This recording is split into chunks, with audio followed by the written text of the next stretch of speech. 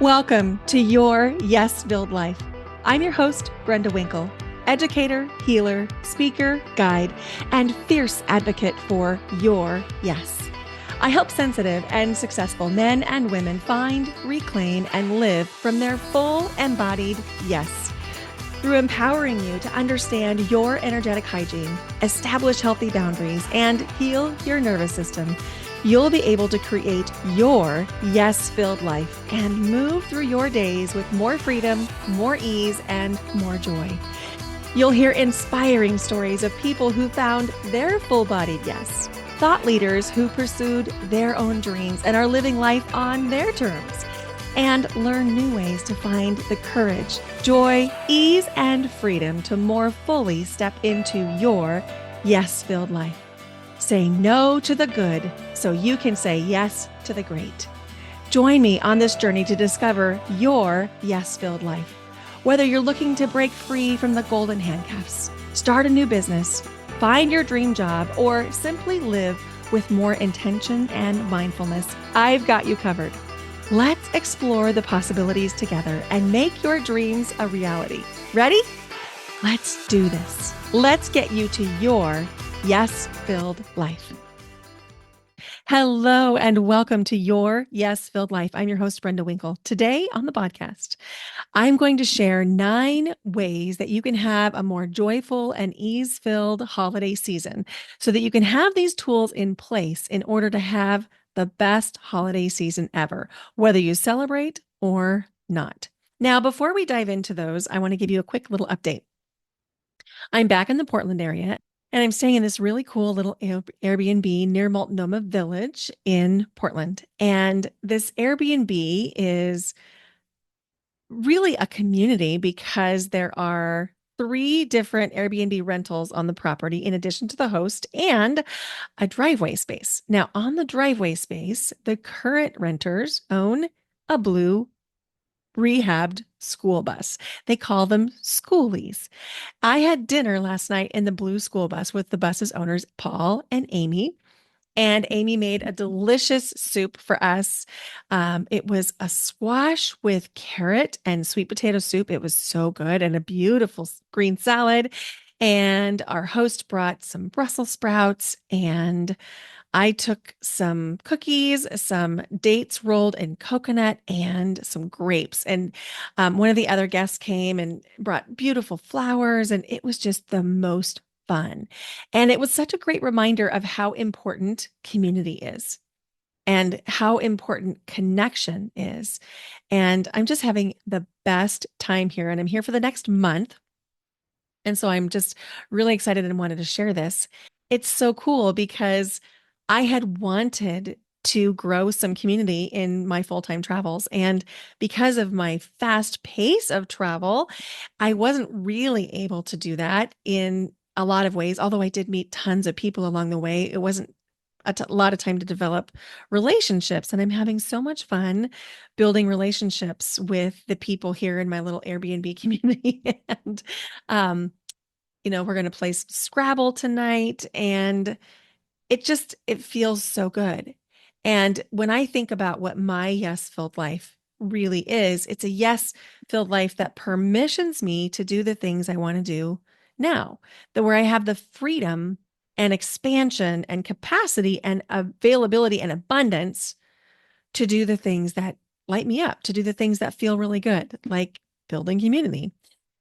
And I would be curious, and I'd love to hear from you. What makes your yes-filled life? Like, what is it? Is it connection? Is it abundance? What is it that drives that inner yes? Is it freedom? Is it choice?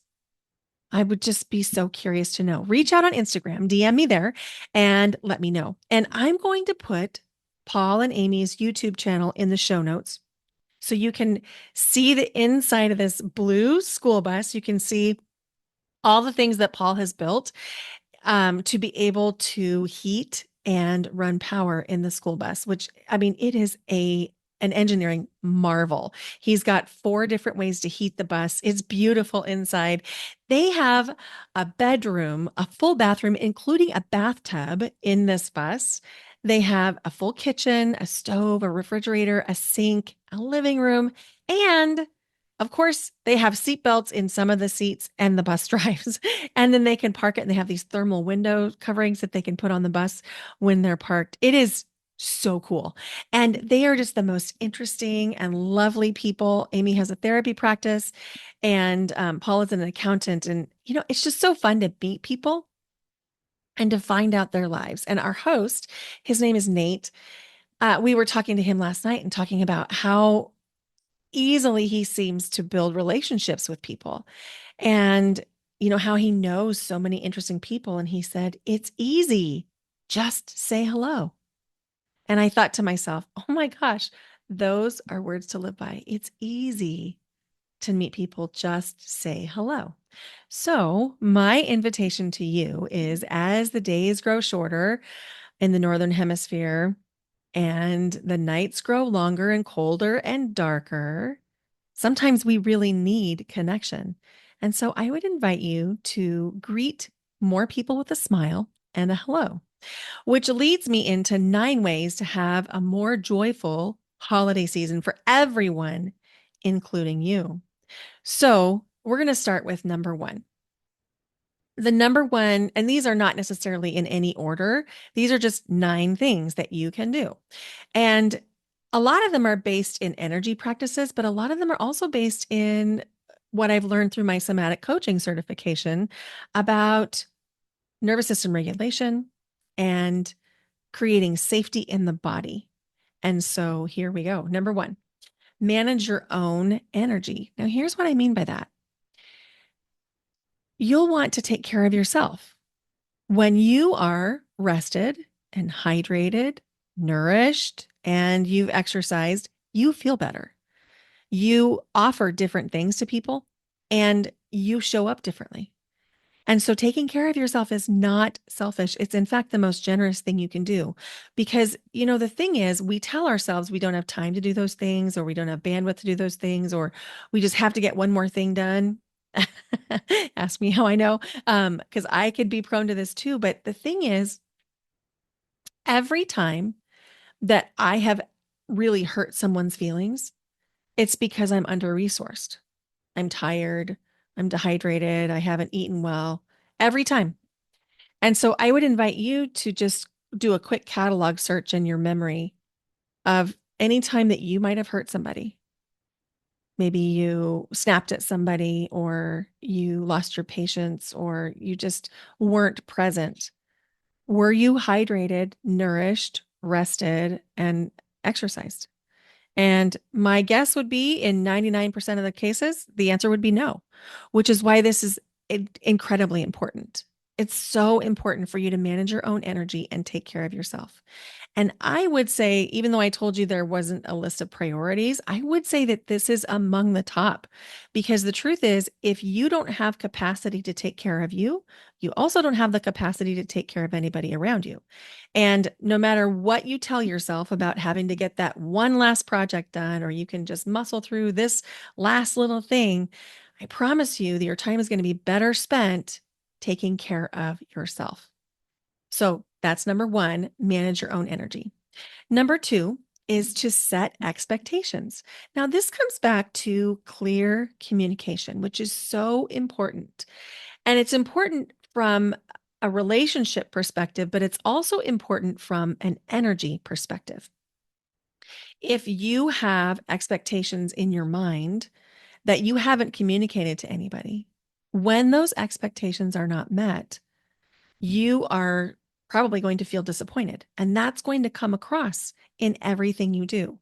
And if you haven't asked for anyone to meet the expectations that you've set, then is it fair to feel disappointed? Well, as much as you can anticipate others' needs and as much as you can sort of read people's minds and anticipate what they need because of your deep empathy and compassion, you and I both know not everybody in your life can do that, which is what makes setting expectations so important. So this is going to require actual communication. Now, it doesn't really matter if you'd use the communication in written form or in text form. That part isn't as important as actually communicating. So what I would invite you to do is to think about what's most important for you during the holiday season. And what I mean by that is, if, for example, if you celebrate Thanksgiving and the cranberry relish is the most important thing for you because it reminds you of your grandma because she used to make it every year. And then that would be something you'd want to say to people and communicate that the cranberry relish is really, really special to you.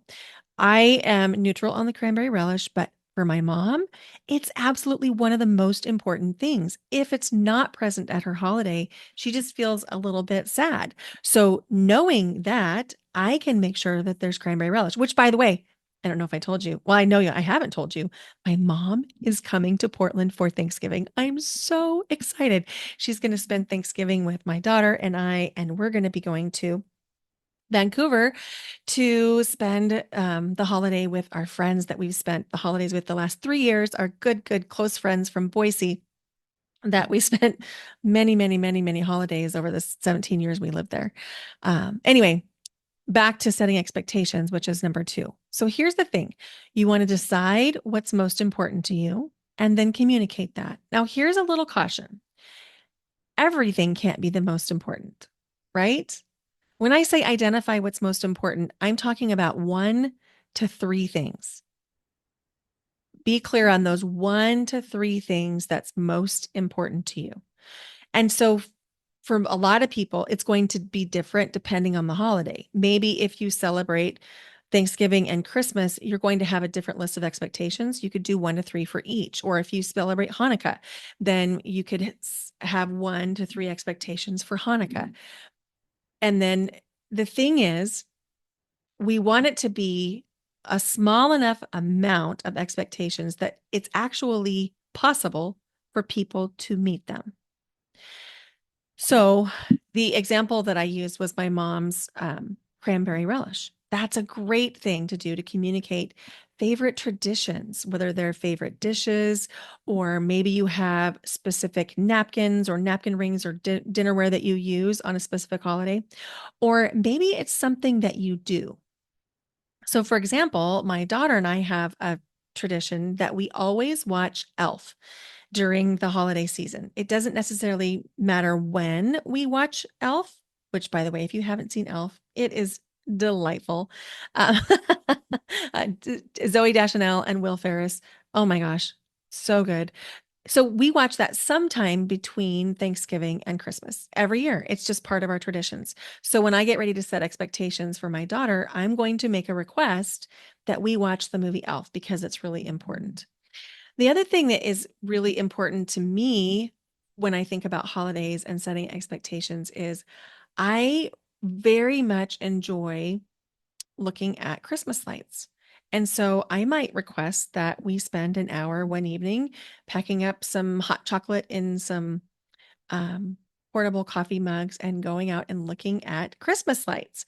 So those are examples of expectations. And this is a really important thing. Remember, I said 1 to 3. You can also have other things on the list that you enjoy, that you request. But when it comes to communicating with your family, I really invite you to think about 1 to 3. And then if you have other things on your list that overlap with another family member's favorite things, it can be a bonus because then you can both do that thing together and you can put something else on your top 1 to 3 things. Now, here's the thing I want you to consider. When you set these expectations and you communicate what you're expecting to happen, you're giving your loved ones a target to aim at. Yeah, you're helping them. It's not selfish for you to communicate this. You're helping them. You're giving them a goal. And so, invitation to be very clear and overt about the top 1 to 3 things that you're really having an expectation about for the holidays. Now, I will say this comes with a caution. Silent expectations and assumptions are an absolute guarantee for disappointment, not only for you, but for your loved ones. That's when the most holiday misunderstandings happen, is when one person has unspoken assumptions or expectations. And I would invite you, I know that you know this stuff because you've done so much personal work. You've done so much personal growth. You know how to set the boundaries. I know that you're like, Brenda, we already know this. I know you do. And I'm reminding you of this because not everyone in your family knows this. So you can model it for them. And that's a great way to create some ease in the whole family dynamic. How cool is that? Okay, so number one was manage your own energy. Number two, set expectations. Now, here comes number three, manage communication effectively. Okay, the truth is, the holidays bring out the best and the worst in all of us. It's so interesting because, again, we have these expectations. Some of us measure our lives. I'm talking about myself right now. Some of us measure our lives from one holiday to the next. Like, am I going to have someone to kiss on New Year's Eve? All of those kind of things that we put on ourselves. And so it can be a challenge if we have expectations for ourselves or expectations for our lives. And so when we can manage communication effectively, we're cutting down one of the major stressors around the holidays. So here's an example. One of the things that comes up for people on the holidays is how much time is enough time, right? And so this is a great place to practice your effective communication skills that I know you've been working on. So when you get the little impulse to be like, I think we should probably only spend 3 hours over at Aunt Ethel's this year, you're just going to communicate that. You're not going to have a code between you and your husband or you and your kids. You're just going to be transparent and communicate it. And that's going to sound something like, we can't wait to see you on Thanksgiving this year. We're going to plan to arrive at 3 and then we're going to head home by 6 so that we can have our traditional family game night at the end of the evening, which, by the way, that's one of my daughter and my traditions. We have game night on Thanksgiving night. And so when you manage communication effectively, you're being transparent. And if you say it with joy and a smile and think through what really feels good for you, you're going to find that it's just so much easier to say. And also, it's easier to receive. I love being on the receiving end of someone's clear boundary statement. When I went to Ohio and I stayed with my friend Megan, she sent me the most beautiful voice note a couple of hours before I arrived. And in the voice note, she laid out exactly what her plans were for the evening, what the food options were, when she hoped to go to bed, and how she hoped I would come into the house since the kids would be asleep. She said where I could park. And she said, if I got mixed up or confused on where to park, we could certainly repark it in the morning. It was so kind and so direct and let me know exactly what her expectations were for me being a guest in her home. And then I could meet the expectations. It was just awesome. It felt so good. When you communicate in this way, it's not only eliminating your stress about having to have an awkward conversation on the fly, but you're also communicating to the other people what your expectations are, and it feels good for them. There's something magical when you know that you've got you and they know that they've got them, and then you can just have some fun together. Which leads us to number four, be proactive with hot button issues. So at the time of this recording, it's November 5th. No, it's not. At the time of this recording, it's November 4th, 2024. Tomorrow, there's an election, and the election is absolutely a hot button issues. Number four, be proactive with hot button issues. Now, I'm not talking about politics here, although that can absolutely be a hot button issue. So can religion, by the way. Some families and groups of people make an agreement not to talk about politics or religion over the holidays. So you can see if that feels aligned for you. I mean, if everybody thinks the same thing and believes the same thing, talk about whatever you want. But if you have people with different views on things, it might be a good idea to ask not to talk politics or religion, especially this year. But again, that's not the hot button issue I'm talking about. Here's the hot button issue I'm talking about. I'm talking about, let's say your mother-in-law is always exhausted by the end of the day after she's prepared all the food for the holidays. And she always volunteers to do the dishes at the end of the night, but then she usually explodes in an exhausted fit of anger. And you know that this happens. It happens every single year. So here's what you can do. You can be proactive and be overt, be transparent about your plan to help her with the dishes. Or let's say maybe there's a fight with the kids over who gets the last of the whipped cream for the pumpkin pie. Don't let yourself run out of the whipped cream. Get an extra container. Meeting people where they are is actually a good thing. If you know that people are going to fight because there's not enough whipped cream, get more whipped cream. It's easy to do. And if we know that someone's going to feel a certain way, let's say the mother-in-law feeling exhausted doing the dishes alone in the kitchen, don't let her do that. You can be proactive and solve some of these issues before they even start. The thing is, we need to be really kind to our younger selves, our child part selves, our teenage selves. I have an inner 16-year-old that comes out sometimes, and this inner 16-year-old is like, well, she didn't ask me to do it, so I'm not going to help. And when I notice that feeling, when I notice that thought come in my head, I'm like, ooh, there's 16-year-old Brenda. And so I talk to her with kindness and compassion. And I tell 16-year-old Brenda, Brenda, it's going to be okay. I'm going to make sure you're taken care of, because 16-year-old Brenda's fear is her needs aren't going to be met and that no one's going to see her. And I know this because I've done a lot of inner work on my inner children. If you haven't done inner work on your inner children, you still probably have an awareness that you're behaving in a way that's not congruent with who you really are. And when that happens, especially around the holidays, it can happen because of the energetic configuration around the family, where the family views you as a certain age, but it can also happen because you have an unhealed child part that's coming out to play. And so when that happens, just meet yourself with compassion.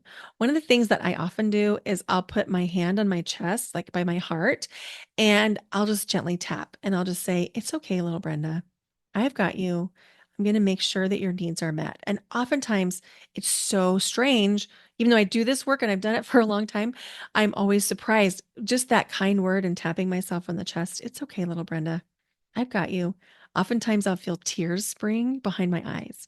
And then I know I'm really onto something. And so then I just talk to myself as though I would talk to somebody else that I love, because I do love myself. And it just feels so much better. So being aware that we all have these potential triggers inside of us from our child wounds, from protector parts, and then talking to them with love and compassion can be incredibly supportive. And if you want to do inner child work, that's one of the things that we're going to be doing in my brand new program called Your Yes Filled Life. Discover the power of saying yes to yourself. It's a 12-month coaching and transformation program for high achieving professionals, entrepreneurs, and light workers. And I'll tell you more about that a little bit later. We're gonna go on now to number 5. So number 1, manage your own energy. Number 2, set expectations. Number 3, manage communication effectively. Number 4, be proactive with hot button issues. And here's number 5, avoid food as a holiday trigger. So there's 3 facets to this.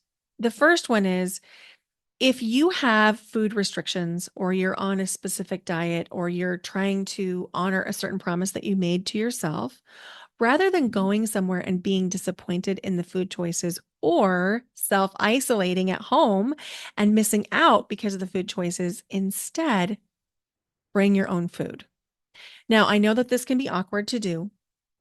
You can just have a private conversation with your host or hostess and let her know you're bringing your famous Brussels sprouts.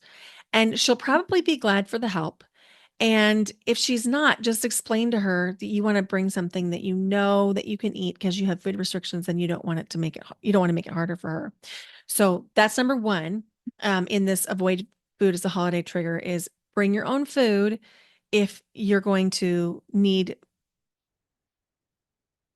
So number 1 of this avoid food as a holiday trigger is bring your own food rather than go somewhere and feel disappointed or self-isolate. The other thing is if you're hosting and you know that you have guests who are coming that are gluten-free or keto or vegetarian or vegan, and you have all of these different dietary needs coming, ask them to bring something. Lay out the menu that you want to have and clearly communicate what's going to be served, and then invite people to make or bring or buy anything else that they want. So, what you're going to do is you're going to communicate the thing that you're providing and then invite them to bring something that they really love. So, for example, if I know somebody is keto and needs high protein, and I'm vegetarian, which I'm not, but I used to be, and I need vegetables, and then I know somebody's gluten-free, I'm going to prepare a main dish that might be able to fit all of those things. And then I'll request the guests to bring something that they love. That might be that something that they buy or bring or make. And so just invite them, tell them exactly what you're serving and tell them to bring anything else they can or want to eat. And it's also okay if they just bring wine or flowers. So you can handle that how you want. But my point is, you don't have to make separate entrees for every single dietary need. You can figure out a way to do it. And people love to help. They love to help. It makes people feel more connected and more a part of the event if they bring something. In fact, that's one of the ways you can make someone feel more comfortable if you're hosting is ask people to bring things. People love to have a role, especially if they're going to a place where they don't know a lot of other people. A role, oh my gosh, I love having a role. And I mean, a role is an ROLE, although I do like the other kind of roles too, but that's not what I meant. Now, the third issue that I want to talk about with avoiding food as a holiday trigger is food pushers. You know who I'm talking about. Aunt Trisha, who loves to love you with her food. You'll just want to practice your script. And so that could be like, I love your pumpkin pie. I'm only going to be smelling it this year because I'm cutting back on sugar, if that's true. Or maybe you'll say, I just want a little slice. I love it so much. I look forward to it every year, but I'm just going to take a little sliver. So just allow yourself to do what you need to do with those food pushers. And that's also okay, by the way, to say, oh, none for me, thanks, but it smells so good. Again, it comes back to clear communication. And food is so interesting because it's one of the most intimate things we can do when we think about putting food into our body. It's a way that we share space and community with other people. And so people can get really worked up over declining food or accepting food that they don't want. And so it's just really nice if you can have open communication first. I have two dear friends, Maria and Bhavani, and Maria and Bhavani and I occasionally we will share a meal together, but most often we do something else that's not around food because we all have different kinds of preferences and different kinds of dietary needs.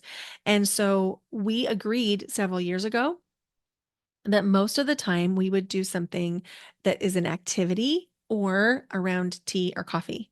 And that has been so much fun. So one time we did vision boards at my dining room table. Another time we did a French evening in the backyard and we had rosé and that was around food. But my point is you can find ways that aren't around food if you have different kinds of dietary things. In fact, that's a great idea for I'll come back to that in another podcast.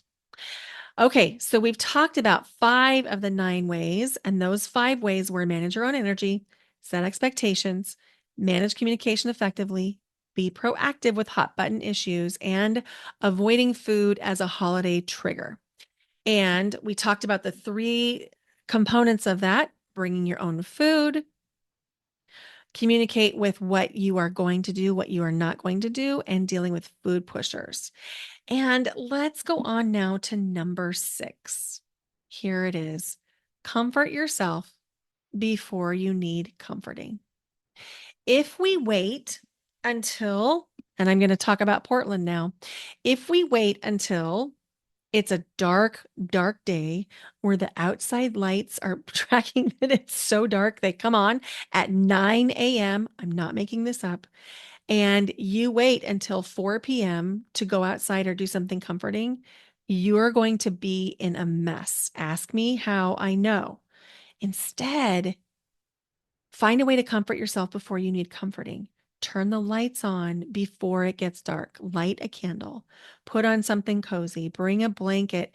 When you comfort yourself before you need comforting, you'll find that you actually start to look forward to the dark and cold days of winter. There's a whole movement of this called the Hygge movement.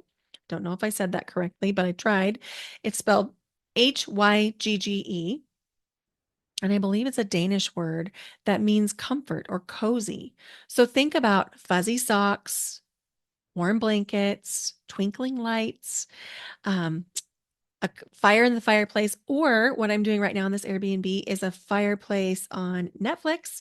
And so I put the fireplace on my Netflix TV and it looks and sounds just like a fire. And I sit under a cozy blanket and it feels so good. A warm drink, it could be a cup of tea or a cup of whatever you like. And it might be cold and dark outside, but you can make it warm and light and comforting inside.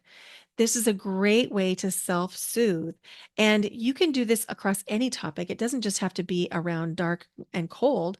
Comfort yourself before you need comforting is a beautiful practice to put in your life. That's a true yes filled life. Comfort yourself before you need comfort. So that was number 6. Number 7 is rest and recreate. Now, here's the thing, rest and recreate are two different things. Rest is where you're actually allowing yourself to rest. There's different kinds of rest. There's the rest when you sleep, but there's the rest when you're watching Netflix. There's a kind of rest when you can read a book or go on a photo walk doing an activity that you like. There's the rest that happens when you're in connection and community playing games.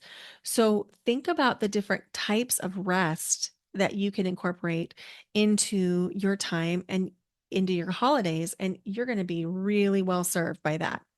Now, recreate, think of that word, recreate. It's spelled Recreate.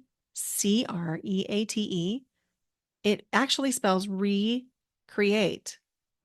In other words, you're recreating every time you play. Play is so important. So, how are you playing? Can you play with fur babies? Can you play games? Is running play for you? Is playing pickleball play for you? How do you play? And what can you do to bring more play into your life? Play, actual play. Can you go to an indoor volleyball league or an indoor soccer league? Is yoga play for you? Is dance play? Just that recreation part is so important. It can't be overstated. So, number 7 is rest and recreate. And I find for myself that sometimes the recreation becomes a form of rest because it's doing something so different from what I normally do. It just feels really nourishing and supportive. And that brings us to number 8. Number 8 is don't be alone or invisible unless you actually desire to be. A lot of us are deeply afraid of being alone. We don't want to be alone. And even worse, it can be even more lonely if you're surrounded by people. So here's the thing, I live alone. Well, I mean, I live with Bentley, my Italian Greyhound, but I can be prone to loneliness. My daughter moved out in 2022. She's been out on her own 2 full years now. And you know, I am very intentional about seeking connection and community. And it's amazing what you can do when you set the intention to meet people. So even if you don't know anybody over the holidays, you can find a way to be around people. You could look for a charity that needs some help. Being in service always feels good. You could do something like an intentional act of kindness. Maybe you could assemble the groceries for a specific meal and take it over to a friend's and offer to prepare the meal for them at their house while you keep them company. You could take yourself for a lovely meal out. Sometimes when I was feeling a little bit lonely in the holiday season, I will go to a really nice restaurant and I'll sit at the bar. And then sitting at the bar makes me feel less alone because I'm talking to somebody next to me. I can talk to the bartender. And then, of course, I invite people to go out with me. And I will invite people, let's go to happy hour or let's go make this food or why don't you come over for dinner tonight? I'm making homemade chicken and rice soup. I literally threw that text out today to one of my friends. I said, "Hey, I'm making some comfort food for dinner. Do you want to come join me?" And when you can just give yourself permission to reach out and connect, you're going to be amazed. And in your Yes Filled Life, the program, the 12-month coaching and transformation program, I have developed something called the Reach Out Method. And I'm going to be sharing the Reach Out Method for free as a bonus to the members of your Yes Filled Life. And I'll tell you about it another podcast episode, but the reach out method that I've developed absolutely works because it creates a feeling of connection when you take the steps. And doing all those things that I'm talking about right now are ways that you can do that. The other thing that is really kind of a low-hanging fruit that we sometimes forget about is you can tap into community or church events near you. Maybe you can go drop in an exercise class, or you can go to a church service, or maybe there's a book club. Go to a local bookstore and ask if there's a book club that is looking for members. There's lots of ways that you can get involved. And there's this new thing that somebody I met at a party last week told me about. It's dinner with strangers. And it's in lots of different cities. You sign up, and then every Wednesday, you can go to dinner with 5 strangers and you don't find out what restaurant you're going to until that morning. And you set the parameters of who you want to eat dinner with by sharing about yourself. You share like your horoscope, your values, your career. And then each Wednesday, you're paired with 5 other strangers. And the friend that I met last week said that it's been a really nice way to make new contacts, which leads me to something else. If you're feeling lonely and you get an invitation, say yes. One of the most common things we do is we're like lonely and we get an invitation and we're like, no, I'm just going to stay home. Stop that. Say yes. Say yes. Be brave. Let people know what you need. Let people know you're looking for friends. Ask them, hey, do you want to be friends? Because I promise you, we are all looking for more friends. We are all looking for more connection. I promise you. Um, and the right person, when you vibe with them and you're like, hey, I want to be your friend, they're going to be like, okay, cool, let's be friends. That happened to me literally last week. I met this girl at a party, this woman at a party. And this week we went for a walk on the Willamette River down at George Fox Park in Lake Oswego. And it was the best. We found out that we have so much life in common. We had similar stories about raising our kids, similar stories about being divorced, similar stories about being entrepreneurs. And it just felt so great to connect with somebody. So, invitation to just tell people you're looking for friends. You will be amazed at what happens. So, a quick recap: we have the 9 ways to have a more joyful and more ease-filled holiday season. Number 1, manage your own energy. Number 2, set expectations. Number 3, manage communication effectively. Number 4, be proactive with hot button issues. Number 5, avoid food as a holiday trigger. Number 6, comfort yourself before you need comforting. Number 7, rest and recreate. Number 8, don't be alone or invisible unless you desire to. Which brings us to the last one. This is number 9, dealing with overwhelm. Often the question is, how can I get it all done? You've got, the events that happen around the holidays, but then you have the task list, right? So here's my invitation. First, ask for help. Tell your family what you have the ability to do and ask for their help. If it's important to them, they'll help you get it done. And if it's not important to them, then there's a question that you have the opportunity to answer, which is it important enough for you to get it done? Because many times we put all these things on our list that aren't moving the needle and they aren't bringing you joy and they're not even bringing your family joy. And so sometimes it's an opportunity to actually do less. So I'll give you an example. Um, my mom does tons of holiday baking. I mean, she will bake for 2 weeks before the holidays because she's making all different kinds of cookies and breads and bars. And then one year she was feeling really frustrated and she asked us what we wanted. And come to find out, a lot of the things that she was spending her time and bandwidth baking for us weren't our favorites. And when she got really clear on what it was that we really liked the most, and she just made those, it made it so much easier for her. And so, when we have these expectations on ourselves, the perfect gifts for everybody, the perfect gift wrapping, attending the parties, and all the things, just be really honest with yourself and give yourself permission to want or not want to do those things, and then honor it and ask for help with anything you don't want to do. And if you really don't want to do it and you can't get help, then you get to choose, is it important enough to keep it on the list? Okay. So, simply said, you don't have to do it all. And I have a little trick for you. If you happen to notice that you have a feeling of overwhelm, what I would like you to do is I would like you to take 5 deep breaths in through your nose and out through your mouth. We're going to practice them right now. If you're driving right now, do not close your eyes. If you're not driving right now or you're not walking right now, you can close your eyes if you would like. We're just going to take 5 breaths together, in through the nose, out through the mouth, and we're going to lengthen the exhale. Make the exhale just a little bit longer than the inhale. Here we go.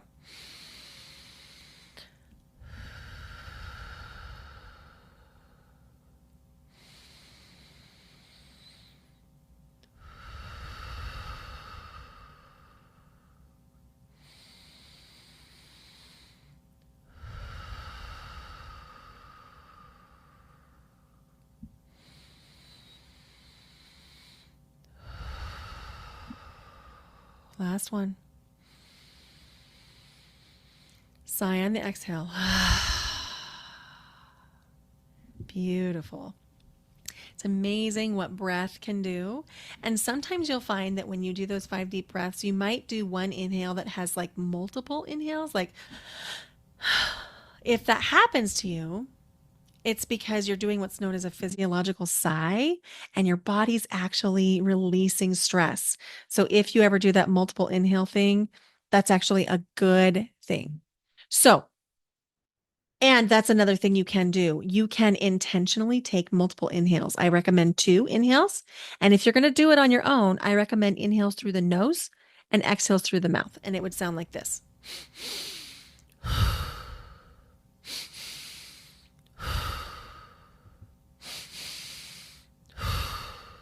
So if you're super activated, super overwhelmed, anxious, try that breath pattern. And I would do no more than 10 of them at a time. Okay. So quick recap. All of this is built around providing you the most joyful, most ease-filled holiday season ever. I would love for you to right now, wherever you're listening, copy the link and share this with somebody you care about. Stress is at an all-time high between the election and the economy and everything that's happening around our world. In the United States, stress is at an all-time high. And so the more that we can do to share the word that it doesn't have to be this way, the better we'll all be. So please go share this episode with a friend. And if you loved this episode, please give it a 5-star rating wherever you're listening right now. And if you're on Apple Podcasts, if you could please leave the podcast your review on Apple Podcasts. And I think that Apple Podcasts is the only platform where you can leave a review. That is so helpful. My goal is to get to 60 reviews by the end of 2024. So if you could please help me and leave a review, that would be amazing. I am in pre-launch right now. It's not officially launched, but I'm in pre-launch right now for the new Your Yes Filled Life 12-month group coaching and transformation program. And this is a program where you can live, lead, and create with balance, joy, and ease while making a greater impact and having more abundance than ever before. If you want to learn about it, go check out the link in the show notes or go visit brendawinkle.com/your yes filled life, all lowercase, all one word. We'll talk more about that in the coming weeks, but I want to tell you, if you are even just curious about what it would be like to work with me, go check that out because there are limited spots available in this program. And enrollment will end in early January because we go live for 12 months on January 8th. We will be together from January 8th, 2024, January 8th, 2025 through December 2025. And it is a cohort. So once the doors are closed to your Yes Filled Life, they're closed until next year. So this cohort will be your Yes Filled Life 1.0 because this will be the very first cohort. And I'm so excited. So this is for high achieving professionals, entrepreneurs, and light workers. And it is going to be absolutely mind blowing. I'll tell you more next week. Thank you so much for listening. Oh, go check out the YouTube video that I'm going to put in the show notes about the blue bus. And if you go watch any of those videos, tell Paul and Amy that I sent you.